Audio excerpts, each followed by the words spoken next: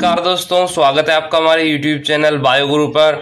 आज हम 12th biology का चैप्टर नंबर 18 जिसका नाम है तेल, रेशे, मसाले एवं औषधीय पादप का पार्ट 3 पढ़ेंगे।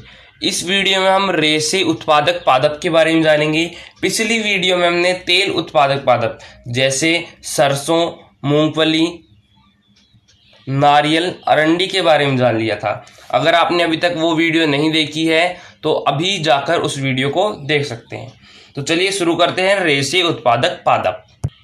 इसमें हम मूंज, कपास और सनई के बारे में चर्चा करेंगे। उससे पहले हम जान लेते हैं रेशों के प्रकार, यानी संरचना, उत्पत्ति के आधार पर रेशों के प्रकार और उनकी उपयोगिता के आधार पर रेशों के प्रकार कितने होते हैं।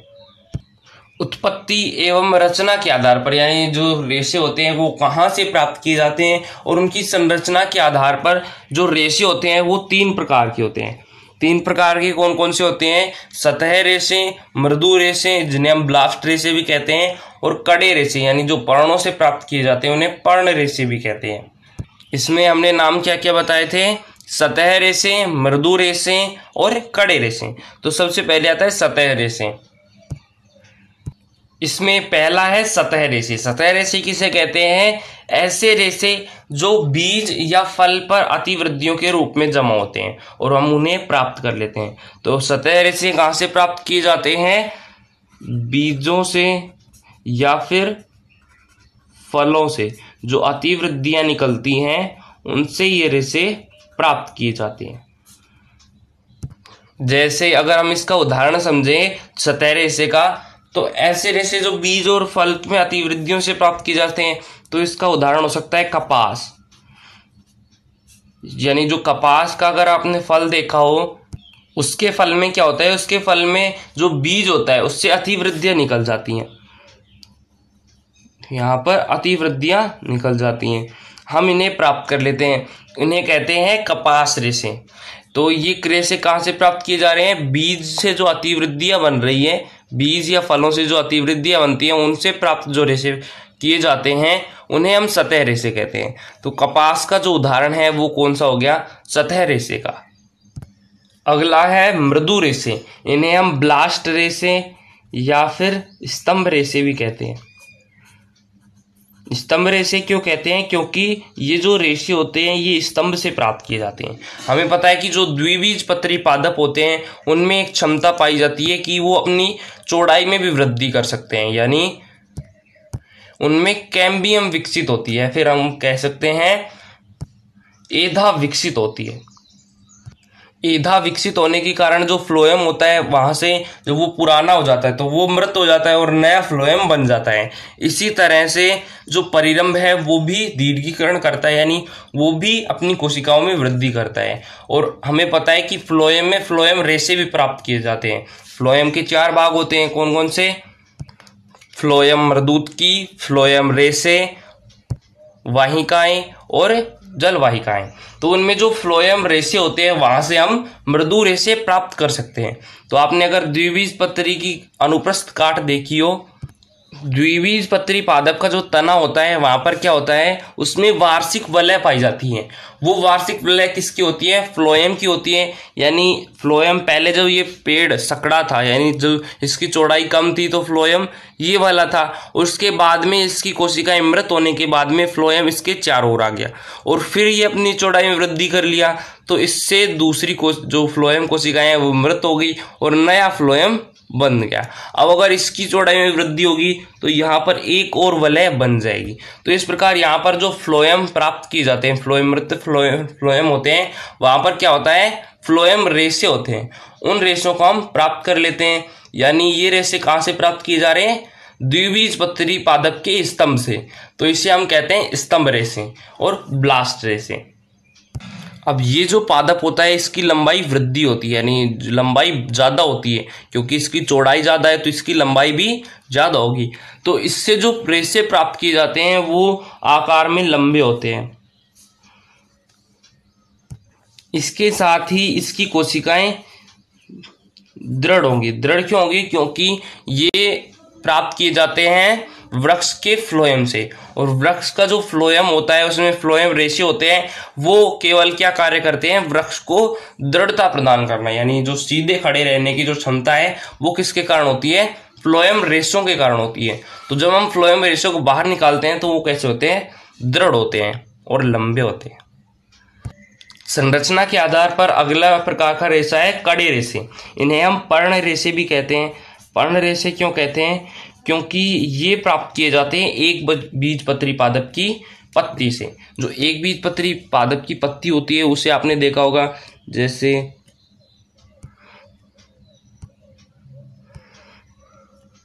एक बीजपत्री पादप की जो पत्तियां होती है उसमें क्या होता है, एकांतर शिरा विन्यास होता है। यानी अगर हम इसके पत्ती को जूम करके देखें इसकी संरचना को, तो इसमें कुछ इस प्रकार का होता है। यहाँ पर तो क्या पाई जाती है, यहाँ पर तो पाई जाती है मोमीय परत, जो वाष्पोत्सर्जन को कम करती है, वो मोमीय परत पाई जाती है। बीच में पाया जाता है पर्ण मध्योतक, और पर्ण मध्योतक में हमने देखा था कि स्तंभाकार कोशिकाएं पाई जाती हैं और स्पंजी कोशिकाएं पाई जाती हैं। स्तंभाकार और स्पंजी कोशिकाएं पाई जाती हैं। उनके बीच में स्थित होते हैं संवहन बंडल। वो संवहन बंडल क्या करते हैं, यहाँ पर संवहन बंडल स्थित होते हैं। वो संवहन बंडल पत्ती में जो जल या फिर भोजन का आदान प्रदान है वो करने का कार्य करती है। यहाँ पर पाई जाती हैं स्पंजी ऊतक। तो यहाँ पर जो संवहन बंडल पाए जा रहे हैं ये होते हैं एकांतर शिराक विन्यास में, यानी जो पत्ती की हम लंबवत दशा देखें तो इसमें क्या होता है, जैसे ये पत्ती का ऊपर वाला सिरा है, ऊपर से देख रहे हैं, जबकि इसका हमने अनुप्रस्थ काट देखा था। अब हम ऊपर से देख रहे हैं तो ऊपर से आपने देखा होगा कि इसमें सिराएं इस प्रकार से होती हैं, यानी इनमें जो सिरा विन्यास होता है वो कैसा होता है, एकांतर सिरा विन्यास होता है। यानी जो सिराएं होती हैं वो बिल्कुल समांतर जाती हैं। इस प्रकार हम एक बीजपत्री पादप की जो पत्तियां हैं उनको सुखाकर इन रेशों, ये जो सिराएं हैं इनको निकाल लेते हैं और इनसे प्राप्त करते हैं पर्ण रेशे या फिर कड़े रेशे। जैसे यहाँ पर हमने थोड़ा अच्छे से बना दिया है, ये पत्ती है तो इस पत्ती में पाई जाती है सिराएं। अब इस पत्ती की आधी तो हम सुखा लेते हैं और आधी नहीं सुखाते हैं। तो जो सुखा ली है उसकी जो पत्ती का जो मध्योतक है वो तो झड़ जाता है और उसमें जो संवहन मंडल होते हैं यानी सिराएं होती हैं वो निकल आती हैं। इनसे प्राप्त किया जाता है पर्ण रेशा या फिर पर्ण रेशे, और ये पत्ती है। तो इस पत्ती में जो सिराएं हैं वहां से प्राप्त किया जाता है पर्ण रेशे या फिर कड़े रेशे। इसमें उत्पत्ति और संरचना के आधार पर रेशे कितने प्रकार की हो गई, रेशे 3 प्रकार के होते हैं। सतह रेशे, वे रेशे जो बीज या फल की अतिवृद्धियों से प्राप्त किए जाते हैं। मृदु रेशे जो तने से प्राप्त किए जाते हैं। तना किसका होता है, द्विबीजपत्री पादप का होता है, क्योंकि एक बीजपत्री पादप होता है उसमें कैम्बियम नहीं पाई जाती है। तीसरा है कड़े रेशे। कड़े रेशे में क्या होता है, पर्ण से प्राप्त किया जाता है। पर्ण से कैसे प्राप्त किया जाता है, यहाँ पर एकांतर सिरा विन्यास होता है और ये केवल एक बीजपत्री पादप में होता है। तो आपको याद रखना है कि जो कड़े रेशे होते हैं वो तो एक बीजपत्री पादप की पत्ती से प्राप्त होते हैं, जबकि मृदु रेशे होते हैं वो द्विबीजपत्री पादप के तने से प्राप्त होते हैं। अगला है उपयोगिता के आधार पर। हमने पढ़ा है कि जो रेशे होते हैं वो उत्पत्ति और संरचना के आधार पर 3 होते हैं, लेकिन बाद में A.F. हिल ने अपनी पुस्तक इकोनॉमिक बॉटनी के में बताया था कि जो रेशे होते हैं उनको उपयोगिता के आधार पर 6 भागों में बांटा जाता है। 6 रेशे कौन कौन से होते हैं, वस्त्र रेशे, कुर्च रेशे या फिर हम उन्हें ब्रुश रेशे भी कहते हैं, गूंथने वाले रेशे, भराव रेशे, प्राकृतिक रेशे और कागज बनाने वाले जो रेशे होते हैं वो भी इनमें शामिल है। पहला है वस्त्र रेशे। ऐसे रेशे जिनसे कपड़े, रस्सियां, बोरे, सूतली बनाई जाती हैं, उन रेशों को हम क्या कहते हैं, वस्त्र रेशे कहते हैं। जैसे कपास, जूट और सन या फिर इसे सनई भी कहते हैं। तो इनसे क्या किया जाता है, कपड़े, रस्सी, बोरे या सूतली बनाई जाती है। तो इन रेशों को हम क्या कहते हैं? वस्त्र रेशे कहते हैं। अगला है ब्रुश रेशे। जिन रेशों से झाड़ू या फिर ब्रुश बनाई जाती है उन्हें हम कहते हैं ब्रुश रेशे। जैसे खजूर की पत्तियों से झाड़ू बनाई जाती है, तो खजूर की पत्तियों को हम क्या कह सकते हैं? ब्रुश रेशे कह सकते हैं। तो इनमें सिंपल सा है, जिस काम की जो रेशे काम आ रहे हैं उन्हें ही हम उस प्रकार के रेशे शामिल कर लेते हैं। जैसे कपास से हम क्या करते हैं? सूती वस्त्र बनाते हैं, तो ये आते हैं वस्त्र रेशों में। खजूर की पत्तियों से हम झाड़ू बनाते हैं, फिर ब्रुश बनाते हैं, इसलिए इन्हें ब्रुश रेशे में रखा गया है। इसी तरह से जो गूंथने वाले रेशे होते हैं, जिनसे टोकरियां, चटाइयां, कुर्सी बनाई जाती है, उनसे क्या किया जाता है? उनसे चटाइयां, कुर्सी, टोकरी बनाई जाती है। जैसे कब बांस में क्या होता है? बांस में जो पत्ती होती है, तना होता है उसका, वो होती है एक बीजपत्री पादप। एक बीजपत्री पादप होता है, यानी उसमें पर्व संधियां पाई जाती हैं, और पर्व संधियां पाई जाती हैं तो वहां पर क्या होता है? एकांतर शिराविन्यास होता है, यानी इसमें जो शिराविन्यास वो होता है इस प्रकार से। तो इससे क्या की जाती है? इनकी एक एक जो शिराएं हैं उनको निकाल लिया जाता है, उसके बाद में उससे टोकरियां, चटाइयां और कुर्सियां बनाई जाती हैं, जिसके कारण बांस को रखा गया है गूंथने या खुरदरे रेशे, या फिर हम इन्हें खुरदरे रेशे भी कह सकते हैं, या फिर गूंथने वाले रेशे कहते हैं। अगला है भराव रेशे। ऐसे रेशे जिनका उपयोग तकिए, गद्दे, रजाई भरने में किया जाता है उन्हें हम भराव रेशे कहते हैं। जैसे कपास से क्या प्राप्त की जाती है? कॉटन प्राप्त की जाती है, यानी रुई प्राप्त की जाती है, और रुई से हम क्या करते हैं? तकिए, गद्दे, रजाइयां भर सकते हैं। तो कपास, मदार, सेमल और नारियल का जो कोकर तेल है, नारियल का कोकर रेशा है, उससे हम क्या कर सकते हैं? तकिए, रजाई, गद्दों को भर सकते हैं, इसलिए उन्हें किसमें उपयोग किया जाता है? भराव रेशे। अगला है प्राकृतिक रेशे। ऐसे रेशे जो सीधे ही शरीर को ढकने में काम ले लिए जाते हैं। जैसे जो सहसूत की पत्तियां हैं उनकी छालों से हम टापा वस्त्र बनाते हैं। इस तरह से जो सहसूत की पत्तियां हैं उन्हें हम प्राकृतिक रेशे कह सकते हैं। अगला है कागज बनाने वाले रेशे। ऐसे रेशे जिनका उपयोग कागज बनाने में किया जाता है, नाम से पता चल रहा है कागज बनाने वाले रेशे। ऐसे रेशे जिनका उपयोग कागज या फिर कार्डबोर्ड बनाने में किया जाता है उन्हें हम क्या कहते हैं? कागज बनाने वाले रेशे कहते हैं। जैसे नीलगिरी, सफेदा, इनसे क्या किया जाता है? कागज तैयार किए जाते हैं, तो इन्हें कागज बनाने वाले रेशे भी कहा जाता है। चलो अब शुरू करते हैं वस्त्र रेशे, यानी जिनसे वस्त्र बनाए जाते हैं उनमें सबसे पहले है मूंज। मूंज से क्या किया जाती है? रस्सियां बनाई जाती हैं, और रस्सियां बनाने वाले जो रेशे होते हैं वो किसमें होते हैं? वस्त्र रेशे। तो वस्त्र रेशे में पहला है मूंज। मूंज का जो वानस्पतिक नाम होता है वो कौन सा होता है?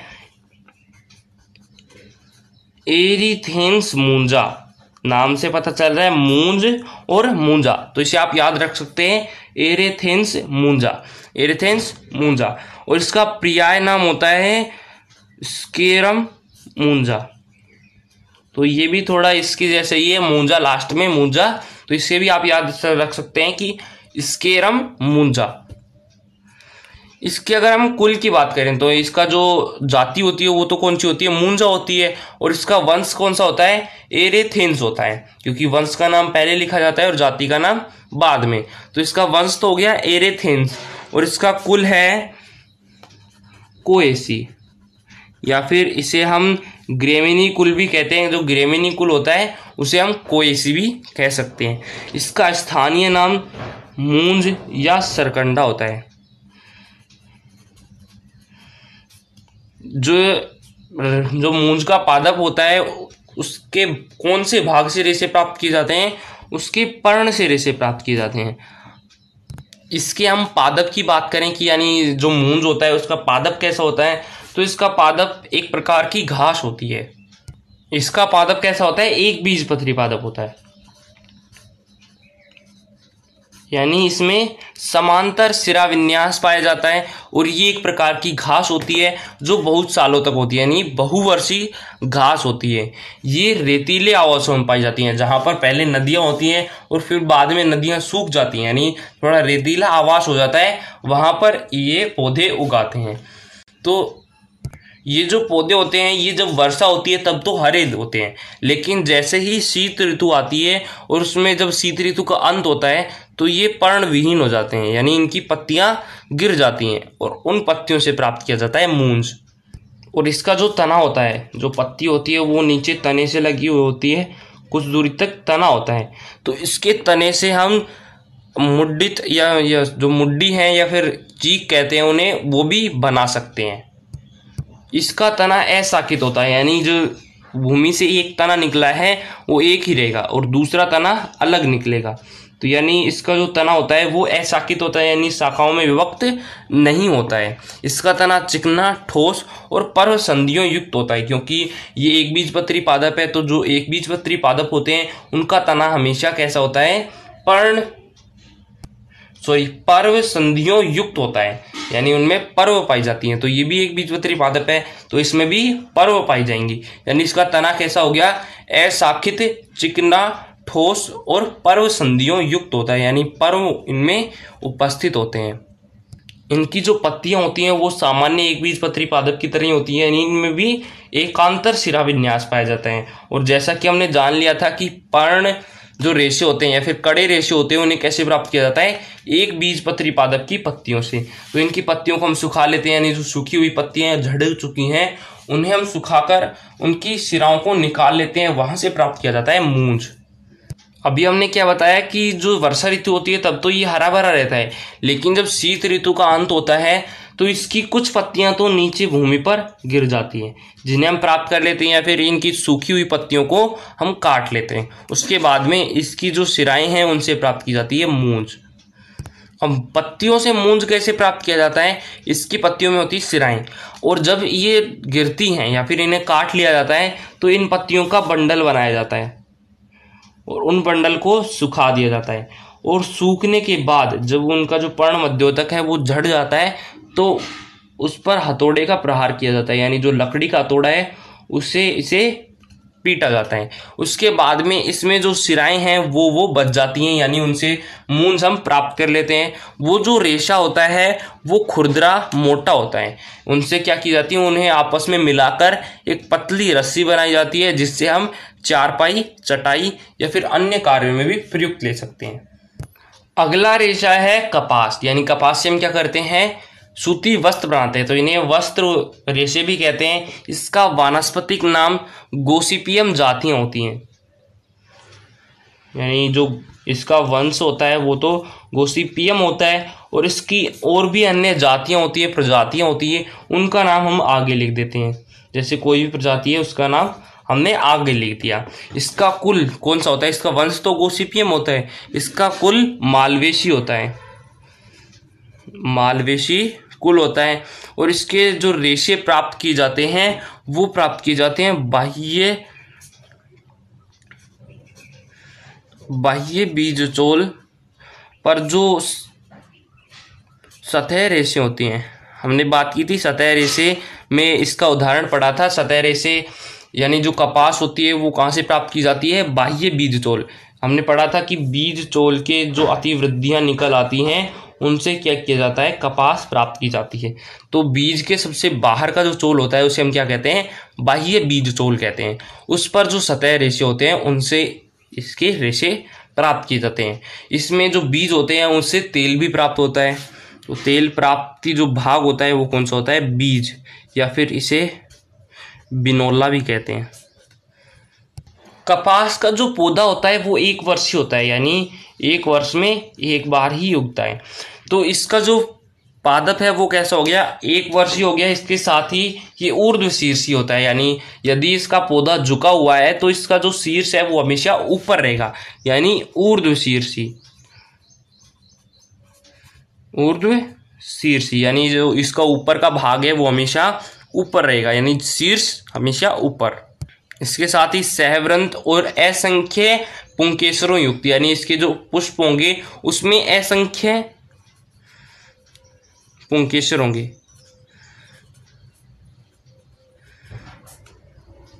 इसके असंख्य पुंकेसरों युक्त जो पुष्प है उससे बनता है एक तरुण बीज, तरुण फल या तरुण बीज, इसे हम कहते हैं डोडी। अब इस डोडी की क्या होती है, इनकी जो बाह्य बीज जो बाह्य जो चक्र है वो खुल जाता है। बाह्य चक्र खुलने पर कैसा हो जाता है, ये बाह्य चक्र खुलने पर कुछ इस तरह का हो जाता है, और इसके जो बीज है बीच में वहां से निकल आती हैं अतिवृद्धियां, और उन अतिवृद्धियों से हम प्राप्त करते हैं रेशे। ये जो अतिवृद्धियां निकल आई है इनसे हम क्या प्राप्त कर लेते हैं, रेशे प्राप्त कर लेते हैं, कपास के रेशे। इन रेशों को हम लिंट या फिर स्टेपल रेशे भी कहते हैं। इन लिंट और स्टेपल रेशों में क्या होता है, फेज होती है, यानी ये जो बाह्य बीज सोल है इसमें ये ऊपर तक होती है, यानी रेशों को पृथक की होती है, इन्हें हम फेज कहते हैं। और इस लिंट में यानी इस जो कपास का रेशा है इसमें 94% सेलुलोज पाया जाता है, 94% सेलुलोज।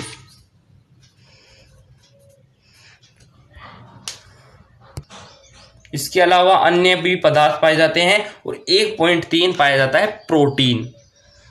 कपास की जो उन्नत किस्में हैं वो हैं MCU23, AK277 और सुजाता, महालक्ष्मी और वराहलक्ष्मी। सुजाता, महालक्ष्मी और वराहलक्ष्मी जो है वो इसकी उन्नत किस्में। तो ये कई बार पूछ लिया जाता है कि सुजाता, महालक्ष्मी और जो वराहलक्ष्मी है ये किसकी उन्नत किस्में हैं, तो इसमें आपको उत्तर देना है कपास की। अब कपास से जो रेशा निकला या फिर लिंट निकला है इसका उपयोग किसमें किया जाता है, कपास के रेशे का उपयोग हम तेल में भी कर सकते हैं और इसे रेशे में भी यानी वस्त्र बनाने में भी कर सकते हैं। तेल में कैसे कर सकते हैं, क्योंकि इसका जो बीज होता है उससे हम तेल प्राप्त कर सकते हैं। रेशों के द्वारा हम वस्त्र बना सकते हैं, होजरी का सामान बना सकते हैं। इसके अलावा अभी हमने बात की लिंट में 94% क्या पाया जाता है, सेलुलोज पाया जाता है। उस सेलुलोज को हम उद्योगों में कच्चे माल के भी रूप में भी उपयोग ले सकते हैं। और जब हम इसकी बीज से तेल निकाल लेते हैं तो बची हुई जो बिनोला खल है उसे हम क्या कर सकते हैं, पशुओं को आहार के रूप में प्रदान कर सकते हैं। वस्त्र रेशों में अगला है सन या सनई। इसका वानस्पतिक नाम क्रोटेलेरिया जाइनी से होता है, क्रोटेलेरिया जॉन्सी होता है। इसका कुल लेग्यूमिनेसी यानी ये मटर कुलीय पादप होता है। जो मटर का कुल होता है उससे संबंधित ही सन या सनई होता है। यानी इसकी जड़ों में क्या पाया जाता है, राइजोबियम पाया जाता है। तो इसकी भी आगे बात करेंगे। इसका उपकुल पेप्लियोनेटी होता है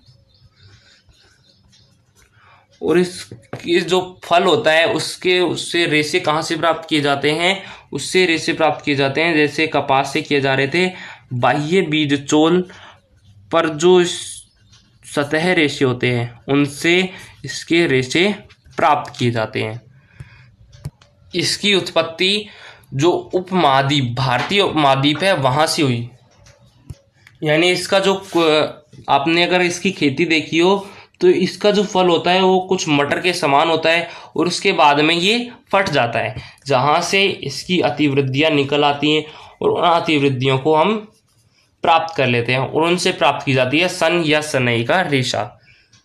तो इसका रेशा कहाँ से प्राप्त किया जाता है, बाह्य बीज चोल पर जो सतह रेशे उपस्थित होते हैं वहां से इन्हें हटा लिया जाता है। और अभी हमने बात की थी कि जो इसका कुल होता है वो लेग्यूमिनेसी होता है, यानी ये मटर कुलीय पादप होता है। और मटर कुलीय पादप होता है यानी इसकी जड़ों में राइजोबियम पाया जाता है। जैसे इसका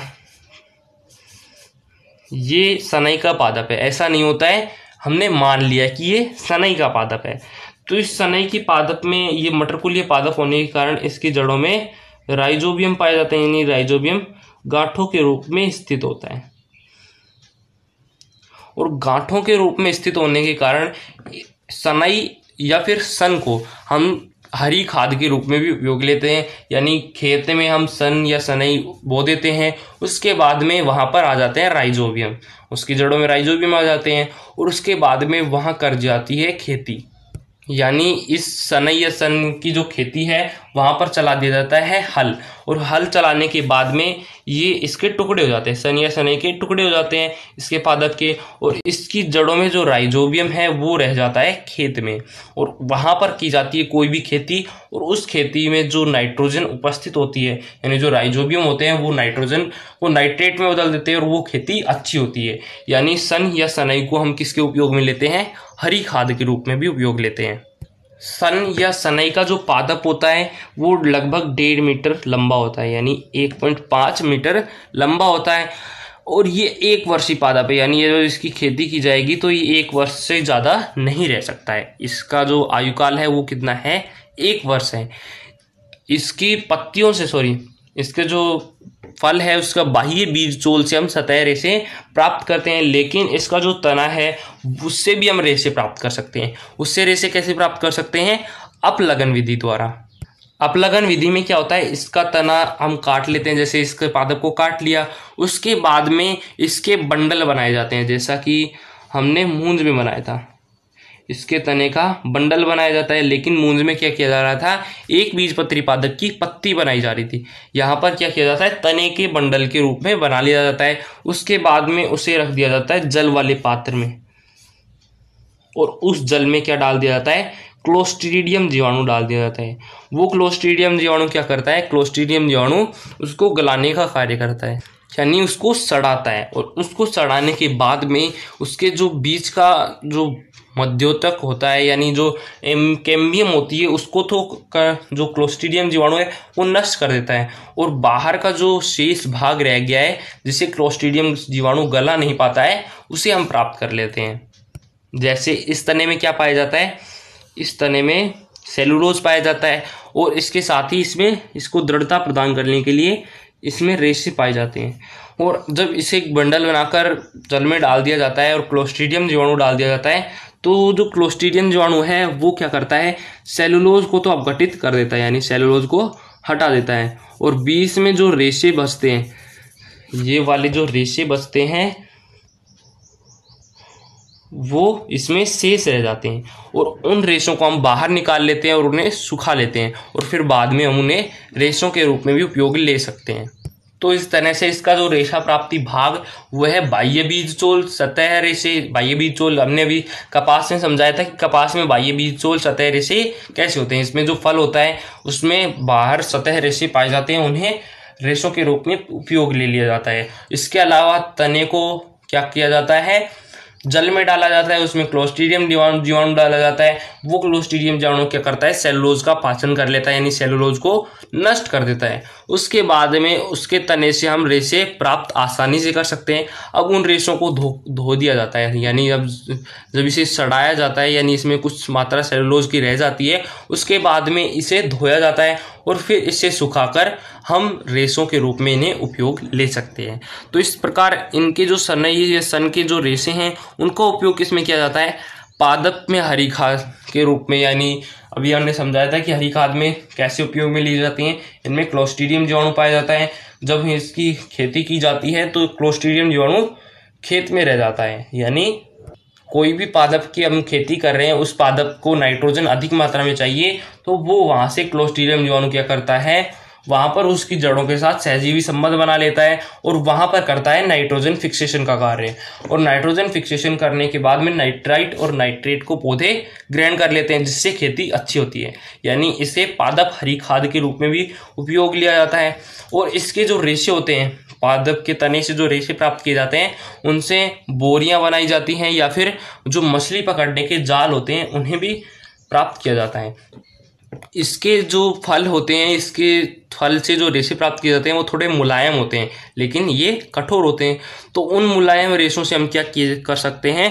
उन मुलायम रेशों से सिगरेट का कागज बनाया जाता है। सिगरेट का कागज या फिर जो टिश्यू पेपर होते हैं वो थोड़े मुलायम होते हैं, तो उनसे भी हम प्राप्त कर सकते हैं। और इसकी जो बीज होते हैं, इसके बीज होते हैं, वहाँ से गोंद प्राप्त की जाती है और वो गोंद छपाई उद्योग में काम में ली जाती है।